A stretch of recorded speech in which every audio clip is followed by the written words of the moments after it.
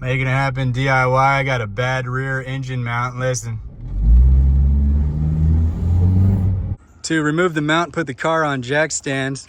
You're also going to want to put a wood block on the transmission in order to jack it up just a little, take the pressure off of the bolt on the rear mount. Looking toward the front of the vehicle from the subframe, you'll see the rear motor mount is right here. You can access it by removing these 2 bolts and 2 more right here. Make sure to have an extension and a 14mm deep socket.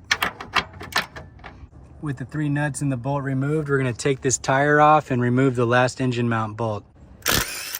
All right, and your last bolt, right there. You're going to need to have 2 extensions and a 17mm. Just kind of go in there. Should be just long enough with a extended socket to turn this thing out. And the easiest approach is just to attach a power drill. Man, I had that in there tight. Time to go fishing. The trick is to move this motor mount off toward the driver's side, and once you can clear that long screw from this bracket right down here, you're able to fish this thing out. It's free. You can see here this mount was cracked clean on through, causing my engine to vibrate like crazy. So looking forward to getting the new piece in and be smooth sailing. Out with the old and in with the new. Got this one off Rock Auto for 20 bucks on a clearance sale. It didn't come with the back piece that came off of this.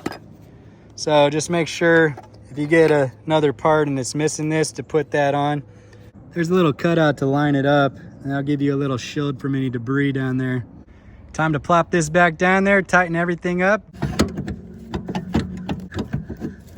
You want it to come down leaning toward the driver's side. The tough part is getting that long screw to clear. But once you clear it, it'll sit right back in place. And just like that, we're seated again.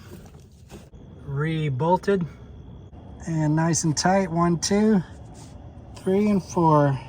Do it yourself, save money, and prosper.